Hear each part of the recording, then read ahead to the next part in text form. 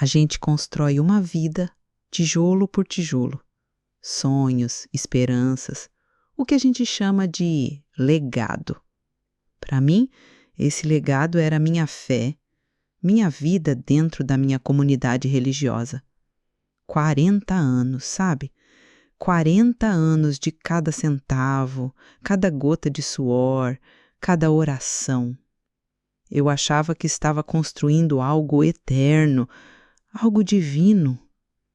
Mas, às vezes, a gente só percebe que o alicerce era podre quando o teto começa a cair sobre a nossa própria cabeça. Eu tinha 20 anos quando pisei pela primeira vez na minha comunidade de fé. Eu era uma jovem cheia de sonhos, recém-casada, com uma vida inteira pela frente. Aquele lugar me acolheu, suas paredes simples, mas cheias de um fervor que me tocou a alma. Lá encontrei um propósito, encontrei o que chamei de minha família espiritual. E encontrei o pastor Silas. O pastor Silas. Ele era o pilar, a voz que conduzia. Seu carisma era magnético, suas palavras como mel que escorria para a alma, prometendo bênçãos, prosperidade e um lugar reservado no céu para quem se dedicava à obra. Eu me entreguei de corpo e alma. Naquela época éramos poucos. Eu ajudava em tudo, na limpeza, na cozinha, nos eventos. Meu marido, um homem simples e trabalhador, apoiava a minha fé, embora ele mesmo não fosse tão fervoroso. Juntos, fazíamos o que podíamos. Doávamos nosso dízimo fielmente, mesmo quando o dinheiro era contado. Acreditávamos que cada centavo, cada gota de suor era uma semente plantada num solo sagrado, que frutificaria não só para nós, mas para a eternidade. O pastor Silas sempre falava sobre legado. Irmãos, o que vocês deixam nesta terra é pó, mas o que vocês constroem para o reino de Deus, isso é eterno. Isso é o seu legado. Seu nome será escrito nos anais do céu. Ele citava passagens bíblicas sobre a viúva que deu tudo o que tinha, sobre semear em terreno fértil, sobre acumular tesouros no céu. E eu, com a minha fé pura e meu coração ingênuo, absorvia cada palavra. Eu queria construir esse legado. Eu queria que minha vida fizesse a diferença, que tivesse um significado maior do que apenas as preocupações terrenas. Nossos filhos nasceram e cresceram dentro daquela comunidade. Para eles, o pastor Silas era uma figura de autoridade, um mentor. Eles viam minha dedicação e absorviam a mesma paixão. Minha casa era sempre aberta para os encontros do grupo de oração, para os ensaios do coral, minhas panelas sempre cheias para alimentar os irmãos. Não era um sacrifício para mim, era um privilégio. Eu sentia que estava vivendo minha fé de forma plena, que estava agradando ao Criador e garantindo um futuro abençoado para minha família, aqui e na eternidade. Com o tempo, a comunidade cresceu. De um pequeno salão, passamos para um prédio maior, depois para um terreno próprio. As campanhas para as grandes obras eram constantes. Para o templo, para o centro de treinamento, para as missões. E o pastor Silas tinha uma habilidade única para inspirar as pessoas a darem o que não tinham. Ele falava de atos de fé, de sacrifícios que movem montanhas. E nós, os fiéis mais antigos, éramos os primeiros a dar o exemplo. Éramos os pilares que sustentavam a visão. Eu me lembro de uma campanha específica para a compra de um grande terreno. O pastor Silas pregava com lágrimas nos olhos sobre a necessidade de um espaço maior para acolher mais almas. Quem puder dar um pedaço de sua terra, uma parte de sua herança, um sacrifício que realmente doa, será honrado por Deus e terá seu nome gravado neste projeto para sempre. Eu não tinha terras, mas tinha uma pequena herança da minha avó, um valor que eu guardava para uma velhice mais tranquila. Meu marido hesitou, mas eu o convenci. É para a obra, meu amor. Deus multiplica. E assim eu entreguei a herança inteira, com alegria no coração, sem um pingo de dúvida. Assinamos papéis, documentos que pareciam complicados, mas o pastor Silas nos tranquilizava. São apenas formalidades legais para que a sua doação seja registrada perante os homens, mas o mais importante é que ela já está registrada no céu. Eu confiava nele cegamente. Ele era o pastor, o homem de Deus. Ele não me enganaria. Ele não nos enganaria. Eu estava construindo meu legado. Estava investindo no céu. Mal eu sabia que aqueles papéis não eram para o céu. Eram para prender minha liberdade. E que o alicerce que eu pensava construir para a eternidade era, na verdade, uma armadilha montada sobre a minha fé mais pura. Com o passar dos anos, a comunidade cresceu exponencialmente. O pequeno salão virou uma mega loja da fé. O pastor Silas, de um líder humilde, transformou-se em uma figura de renome, com programas de rádio e televisão, livros e uma agenda lotada. E, com o crescimento, vieram as novas oportunidades de investimento na obra. Não eram mais apenas os dízimos e ofertas simples. Agora havia os pactos de fé, os votos de sacrifício e algo que eles chamavam de legado patrimonial. Eu, Dona Irene, continuei fiel. Minha vida era a igreja. Minhas amizades, meu propósito, tudo girava em torno daquela comunidade. O pastor Silas e sua equipe de advogados e administradores começaram a apresentar propostas para os fiéis mais antigos e com algum patrimônio.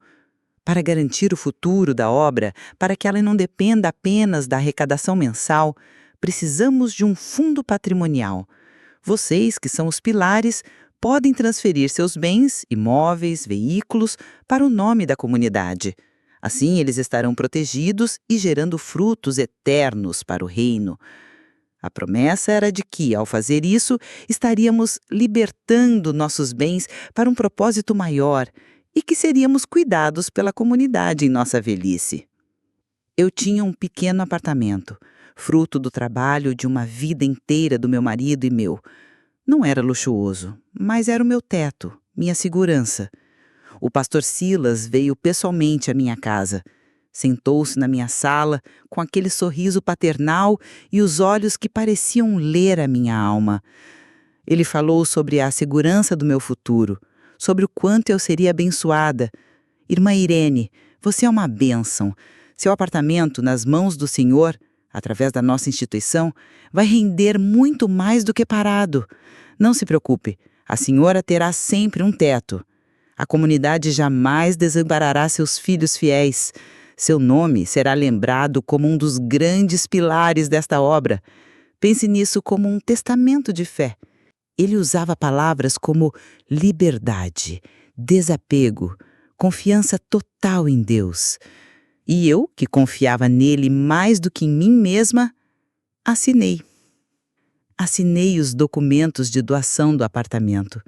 Eram termos jurídicos complexos, cheios de cláusulas de irrevogabilidade, transferências de posse plenas, ausência de ônus.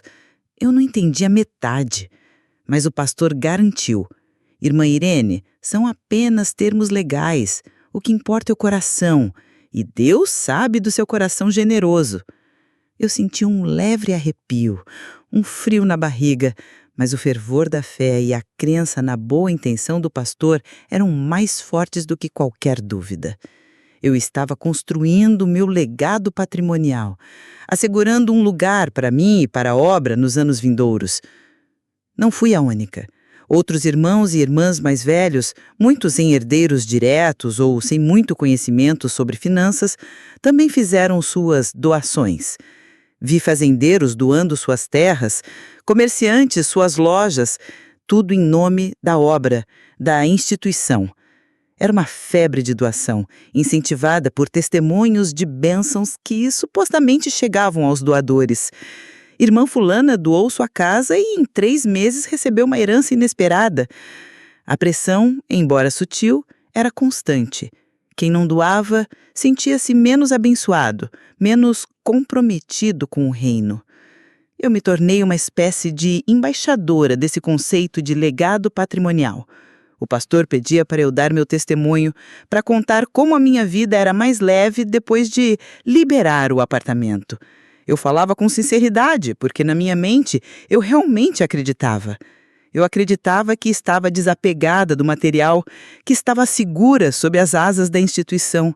Acreditava que meu ato era um exemplo de fé e confiança. Mal sabia eu que, com cada testemunho, eu não só estava validando uma armadilha para outros, mas também tecendo as invisíveis correntes que me prenderiam a um sistema que não tinha nada de divino, mas tudo de calculista. Os pilares invisíveis do meu legado patrimonial estavam sendo construídos, não para me sustentar, mas para me aprisionar. E eu entregava tudo, acreditando que estava recebendo bênçãos, quando, na verdade, estava perdendo minha autonomia e minha segurança. E o pior, eu fazia isso com um sorriso na rosta, convencida de que estava fazendo a coisa certa. A ingenuidade, às vezes, é o caminho mais curto para a maior das decepções. A vida, como eu disse, tem seus próprios planos. E a minha, apesar de toda a fé e toda a dedicação, não foi diferente. Aos 60 anos, comecei a sentir o peso dos anos no corpo. Minha saúde, que sempre fora de ferro, começou a dar sinais de fragilidade. Pequenos incômodos viraram problemas maiores. Consultas médicas, exames, medicamentos. As despesas começaram a apertar. Eu, que sempre me orgulhei de nunca pedir nada, me vi pela primeira vez em décadas com a carteira vazia e o coração aflito. Eu pensei, agora é a hora do meu legado me abençoar.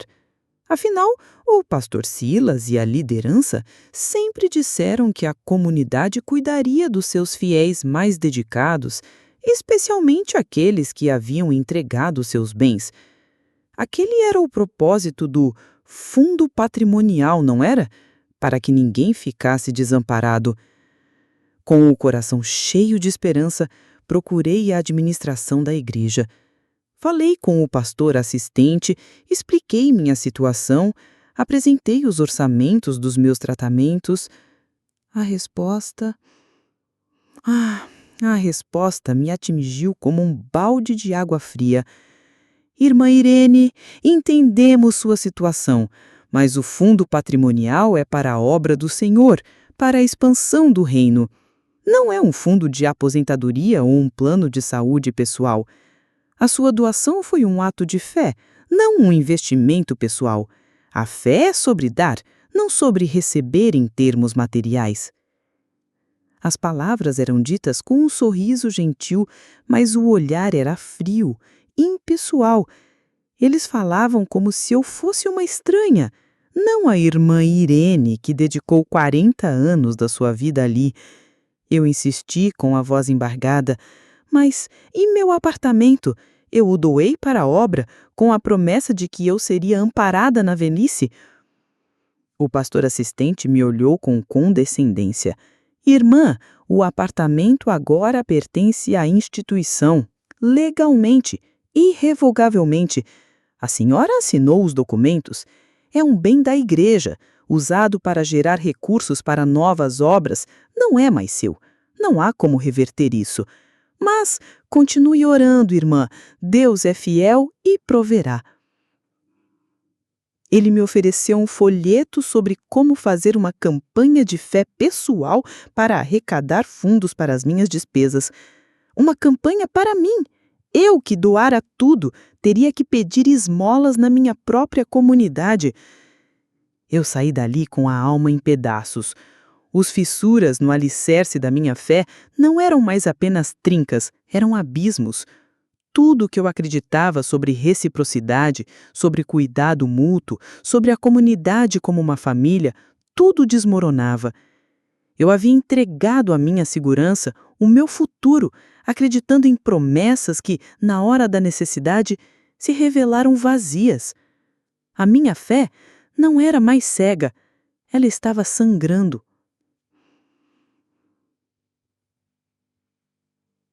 Tentei procurar o pastor Silas, aquele que sempre me chamou de Pilar. Ele estava sempre ocupado, em viagens, em reuniões importantes. Quando finalmente consegui uma audiência rápida, ele me ouviu com um ar distante. Irmã Helene, entendo sua aflição, mas a fé é para os fortes. Deus não desampara. Continue crendo. Você fez um sacrifício lindo e sua recompensa virá do céu. A instituição não pode se misturar com problemas pessoais. Isso abriria um precedente perigoso. Ele falou como um político, não como um pastor. Sua voz, antes melódica e acolhedora, agora parecia um eco oco. Minhas economias se esgotaram. Eu me vi dependendo da ajuda dos meus filhos, que se esforçavam, mas tinham suas próprias dificuldades.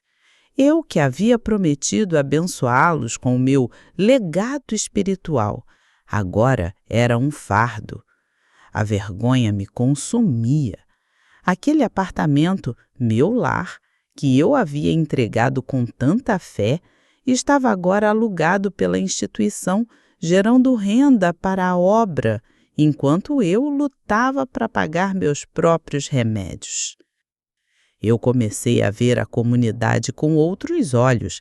As campanhas de arrecadação, os apelos emocionais por doações, os testemunhos de prosperidade que seguiam as grandes ofertas, tudo parecia ter uma lógica cruel. Era um sistema que prometia o céu, mas que drenava a vida na terra, especialmente dos mais fiéis, dos mais generosos. A dor da desilusão era imensa.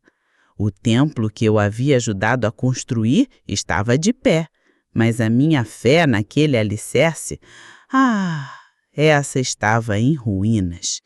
E eu sabia que precisava entender, de fato, o que havia acontecido. A recusa da ajuba e o tratamento impessoal que recebi da liderança foram o estopim. A raiva se misturou à dor e a cegueira da fé começou a dar lugar a uma clareza assustadora. Eu precisava entender aqueles documentos que eu assinara sagamente. Eu precisava saber, com todas as letras, o que havia acontecido com meu apartamento, com minha herança, com os 40 anos de dedicação. Comecei a investigar, mas com cautela.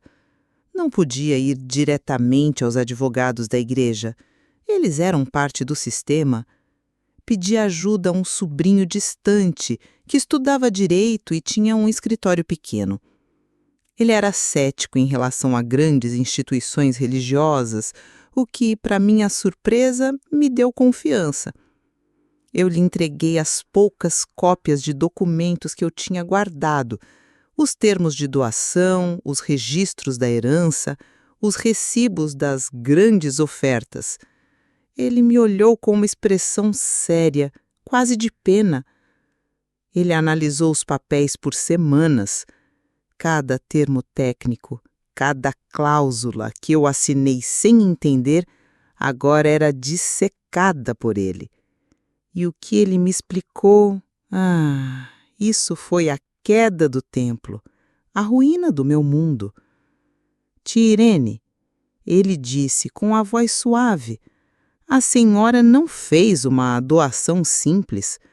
A senhora transferiu todos os seus bens para a instituição de forma irrevogável, sem nenhuma ressalva de uso ou usufruto. Legalmente, a senhora não possui mais nada em seu nome. Tudo que a senhora doou está agora em nome da igreja. Não há cláusula que garanta seu amparo na velhice, não há menção de um legado pessoal em termos de retorno material. Tudo é propriedade exclusiva deles. A senhora não tinha um contrato de usufruto, nem um acordo de comodato. Eles não têm obrigação legal de cuidar da senhora. Meu corpo gelou. A cabeça girou. Não era uma doação de fé. Era uma armadilha patrimonial cuidadosamente construída. Eles usavam a confiança e a devoção dos fiéis mais antigos para adquirir bens de forma lícita, mas eticamente duvidosa. O legado era uma cortina de fumaça para apropriação de patrimônios. As pregações sobre desapego e investimento no reino, na verdade, eram um roteiro para esvaziar os bolsos e os bens dos mais vulneráveis, tornando-os completamente dependentes da instituição para tudo, desde a moradia até o senso de propósito. Eu chorei. Chorei não por perder o dinheiro, mas pela traição, pela inocência roubada, por ter sido tão cega, tão ingênua, por ter acreditado que o amor e a fé poderiam ser trocados por papéis e cláusulas jurídicas que me deixariam na rua.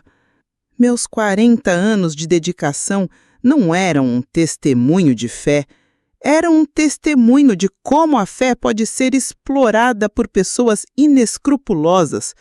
Eu fui uma peça, uma engrenagem, um ativo no grande esquema de controle e acumulação da instituição. O pastor Silas, com seu carisma e sua voz de mel, havia me despojado de tudo, usando a minha própria fé contra mim. Ele não precisou roubar. Eu entreguei com alegria, com o coração aberto. Essa era a verdadeira perversidade da situação. Eu não fui forçada, fui convencida a me desamparar, a acreditar que estava fazendo bem, que estava construindo algo eterno. Mas o que eu construí foi a minha própria prisão. A dor da revelação era física. Eu sentia como se tivessem arrancado um pedaço da minha alma. O templo que eu havia ajudado a erguer com tanto sacrifício agora me parecia um monumento à minha própria ingenuidade e à astúcia deles. Eu tinha caído numa armadilha, uma fraude disfarçada de bênção, um sistema que me controlava financeiramente e me mantinha num estado de dependência. A queda do templo não era só o fim da minha fé cega na instituição, era a queda de uma parte de mim mesma, que agora precisava ser reconstruída, tijolo por tijolo, mas agora com a luz da verdade. A dor da descoberta me deixou em pedaços. Mas, como as sementes que brotam na terra árida, a verdade, por mais cruel que fosse, me trouxe uma nova força. Eu havia perdido meu apartamento, minhas economias, a ilusão de um legado patrimonial. Mas eu havia ganhado algo muito mais valioso: a liberdade de enxergar, a liberdade de questionar, a liberdade de reconstruir e a certeza de que a verdadeira fé não se confunde com instituições, com líderes carismáticos ou com papéis e cláusulas jurídicas. Eu não entrei em uma batalha legal, Meu sobrinho me explicou que seria uma luta longa, cara e com poucas chances de vitória, dado que eu assinei os documentos. Além disso, eu não queria o escândalo. Não queria que meus filhos e netos, que ainda tinham alguma conexão com a igreja, sofressem com a humilhação pública. Minha vingança não seria nos tribunais, seria na minha voz, seria na minha história, seria no meu novo propósito. Eu me afastei daquela comunidade. Foi difícil, claro. Perdi amigos de décadas, pessoas que eu amava, mas que ainda estavam presas na mesma cegueira que eu um dia tive. Eles me olhavam com pena, com desconfiança, como alguém que perdeu a fé. Mas eu sabia que não perdi a fé. Eu a encontrei de verdade. Encontrei uma fé autêntica, pura, sem intermediários, sem interesses escusos. Uma fé que não exija que você dê tudo que tem para ser abençoado, mas que te convida a ser livre. Comecei a ir a uma pequena casa de oração no meu bairro, simples, sem luxo, sem grandes discursos sobre prosperidade material. Apenas pessoas se reunindo para buscar a Deus, para ajudar uns aos outros de verdade. Ali, ninguém me perguntou sobre dízimo ou ofertas especiais. Ninguém me pediu para assinar papéis. Eles me ofereceram um abraço, um sorriso e uma xícara de café quente. Encontrei ali a verdadeira comunidade, o verdadeiro cuidado, e comecei a me curar. A minha recompensa não foi dinheiro, nem reconhecimento público do pastor Silas ou da instituição. Minha recompensa foi a paz que veio com a verdade. A paz de não ter mais um fardo, um segredo, uma hipocrisia pesando sobre a minha alma. A paz de poder olhar no espelho e ver uma mulher que, apesar de ter sido enganada, não se deixou abater. Uma mulher que, na velhice, encontrou a coragem para se libertar. Eu comecei a compartilhar minha história, primeiro com amigos próximos, depois com grupos de apoio para pessoas que passaram por experiências semelhantes. Usei minha voz, minha experiência, para alertar. Olhem com atenção. Questionem. A fé é sobre o coração, não sobre o patrimônio. Não entreguem sua liberdade, sua segurança, sua dignidade em troca de promessas vazias.